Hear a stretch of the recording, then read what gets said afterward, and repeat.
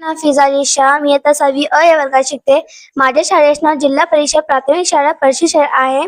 माझे गटाचे नाव सुनीता विल्यम्स आहे. मी या गटाचे गट प्रमुख आहे.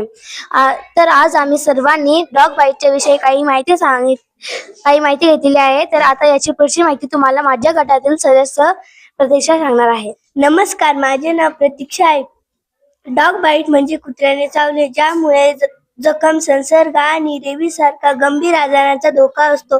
म्हणून कुत्रा चावल्यावर जखम साबण पाण्याने स्वच्छ धुणे, रक्तस्राव थांबवणे आणि त्वरित डॉक्टरांचा सल्ला घेणे महत्त्वाचे आहे.